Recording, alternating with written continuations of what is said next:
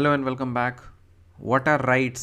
Rights are reasonable claims of person recognized by society and sanctioned by law. Which fundamental right ensures the ban on bonded labor?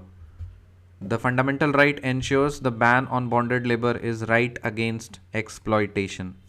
What makes any political system democratic? The availability of different civil rights, political rights, economic rights makes any political system democratic. देखो एक answer फर्जी answer है. Rights है ठीक है, लेकिन लोगों को पता ही नहीं है क्या राइट्स है. लोग क्या है ना कि लोग जो है वो गोबर खाने में, अमूद पीने में और रील बनाने में मस्त हैं. तो उनको पता ही नहीं है कि संविधान क्या होता है, देश क्या होता है, कैसे चलता है, उनके हक क्या है, अधिकार क्या है. तो कितना मर्जी राइट्स दे दो, गधों लोगों को कुछ फ़र्क नहीं पड़ेगा. तो ऑब्वियसली वो डेमोक्रेटिक सिस्टम ऐसे ऐसे ही ऑटोमेटिकली नहीं रहेगा. ठीक है. तो इट्स वेरी क्लेवर थिंग कि हम डायरेक्टली नहीं बोलें कि हम कंट्री से डेमोक्रेसी ख़त्म कर रहे हैं. हम लोगों को ही इतना बर्बाद कर दें कि लोग भूल ही जाएं कि ऐसा क्या है, what is democracy. If our fundamental rights are violated, where can we seek the remedy? अगर हमारा फंडामेंटल राइट्स वायलेट होगा तो हम लोग को रेमेडी कहाँ मिलेगा? सुप्रीम कोर्ट या फिर हाई कोर्ट में. लेकिन वहाँ के लोग भी अगर बिके हुए रहें तब क्या करेंगे? कुछ नहीं, मर जाएंगे फिर हम लोग. Under which article of the constitution abolition of untouchability lies in? Untouchability कौन से आर्टिकल में अबॉलिश किया गया है? आर्टिकल 17. अनटचेबिलिटी को कौन से आर्टिकल में अबॉलिश किया गया है? Article 17. How many fundamental rights does Indian constitution provide? 6 fundamental rights हैं. कितने फंडामेंटल राइट्स हैं? 6 फंडामेंटल राइट्स हैं. How many fundamental rights does the Indian constitution provide? 6 fundamental rights. तो देखो फंडामेंटल राइट्स का जो आर्टिकल है वो देखो, fundamental part 3 of the constitution में फंडामेंटल राइट्स है और पार्ट 3 आर्टिकल्स 12 से 35 में, 12 से 35. सो ये कंफ्यूज मत हो जाना कि हर आर्टिकल हर एक फंडामेंटल राइट को रिप्रेजेंट करेगा, ऐसा नहीं है. क्योंकि 12 में 6 ऐड करोगे तो ये 18 ही बनेगा, लेकिन 12 से 35 ये एक्सपैंड वर्जन है. तो हर आर्टिकल का अपना अपना सिग्निफिकेंस है. मोटे मोटे तौर पे 6 फंडामेंटल राइट्स हैं. 1 2 3 4 5 6. There are 6 fundamental rights. इस तरह का क्वेश्चन भी पूछा गया था, तो आप ध्यान रखिएगा कि यहाँ पे देखो, आर देयर 6 और 7 fundamental rights in India? There are 6 fundamental rights in India. ये चीज़ का ध्यान रखिएगा. So how many fundamental rights the Indian constitution provide? Indian constitution के पास कितने फंडामेंटल राइट्स हैं? 6 फंडामेंटल राइट्स हैं. Begar is a practice where worker is force to render service to the master free of charge और at a nominal remuneration. So begar का मतलब क्या होता है? बेगार का मतलब, बेगार एक प्रैक्टिस है जहाँ पे जो मजदूर है ना उसको मजबूरी में खटने पे काम किया जाता है. फ्री में काम करो या फिर बहुत एकदम नॉमिनल रेम्यूनरेशन, एकदम नहीं के बराबर पैसा मिलेगा. What is meaning of traffic in human beings? Traffic in human beings का मतलब क्या है? Indian constitution traffic means selling and buying of human beings, usually women for immoral purposes. जैसे होता है ना ह्यूमन ट्रैफिकिंग, मतलब बेचना. अरे खरीदना बेचना, किस लिए बेचेंगे? आदमी औरत को किस लिए बेचेंगे? ठीक है, यूजुअली विमेन बोला गया है, लेकिन आदमियों को भी बेचा जाता है. ठीक है, बेच देंगे, उसका सारा पार्ट पुर्जा की किडनी तिडनी सब निकाल देंगे, या फिर उसको प्रोस्टिट्यूशन में ढकेल देंगे, विमेन मैन को सबको. ठीक है, जाके कुछ भी कराएंगे, मजदूरी कराएंगे, तो उसको बोलते हैं ट्रैफिकिंग. सेक्युलर स्टेट का मतलब क्या होता है? No religion can get any privilege और favour and there is no official religion. तो इस सेक्युलर वर्ड से ना बहुत लोगों के पेट में मिर्ची होती है, और एक विशेष अंग में भी मिर्ची होती है. वो इसलिए मिर्ची होती है क्योंकि वो लोग इंसान नहीं है, जाहिल हैं, जाहिल. क्योंकि उनको सिर्फ अपना पेट भरना है, बाकी लोग तो हैं ही नहीं इंसान, उनके बारे में तो सोचना ही नहीं है. तो ह्यूमन नेम का जो ट्रेट होता है ना वो होता ही नहीं है.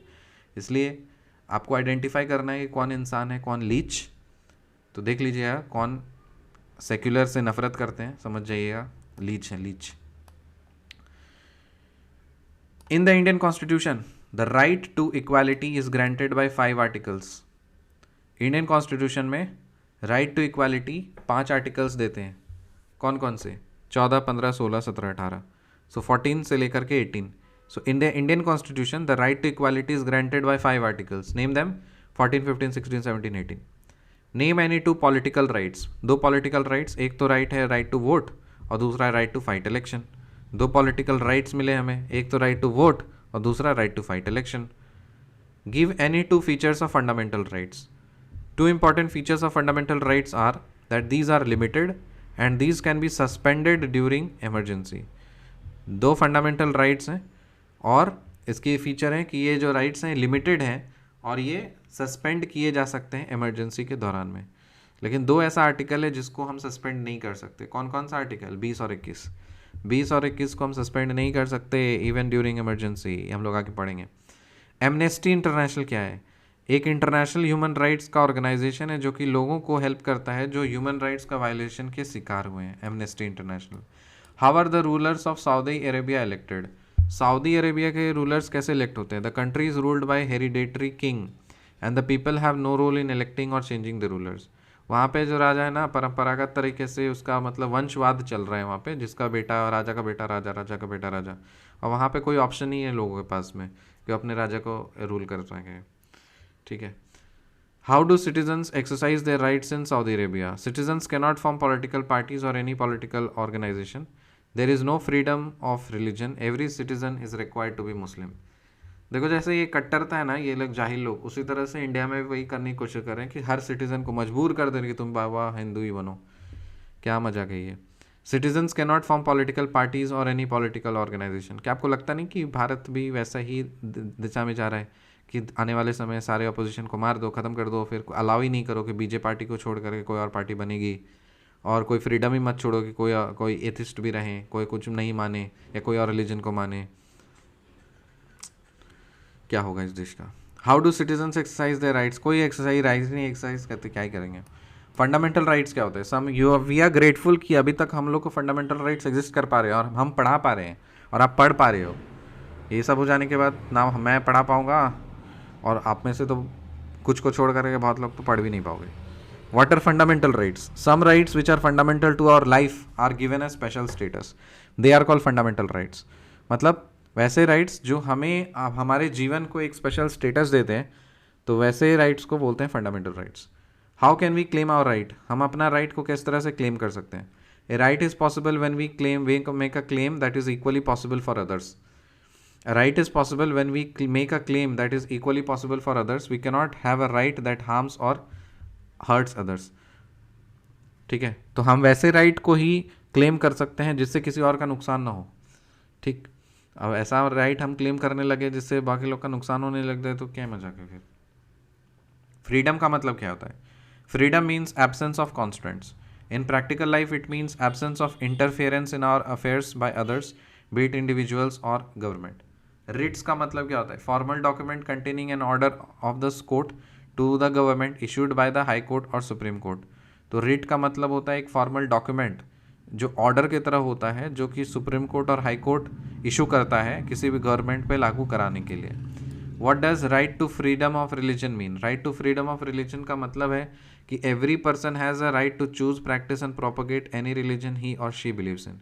एवरी रिलीजियस ग्रुप और sect is free to manage its religious affairs. तो हर रिलीजियस ग्रुप और सेक्ट फ्री हैं अपने रिलीजियस अफेयर्स को मैनेज करने के लिए। Which freedom is not available to an Indian citizen? Freedom to participate in armed revolution. Which freedom is not available to an Indian citizen? Indian citizen के पास कौन सा फ्रीडम नहीं है कि वो आर्म्ड रिवोल्यूशन में पार्टिसिपेट नहीं कर सकते, अपने से खुद से हथियार बना के अपना आर्मी नहीं बना सकते हैं। What is meant by traffic in human beings? Traffic means selling and buying of human being is usually for women for immoral purposes. What do you understand with the word summon? Summon का मतलब होता है एक order जो कि court issue करता है, asking a person to appear or before it. ये हमेशा कोर्ट भी इशू नहीं करता, ये एजेंसीज भी इशू कर सकती है। जैसे कभी CBI समन इशू कर देता है, ED समन इशू कर देता है। ठीक है, समन मतलब एक ऑर्डर दे करके बुलाना, सामने आओ, हाजिर हो, समन। ओके, तो बस बाय बाय।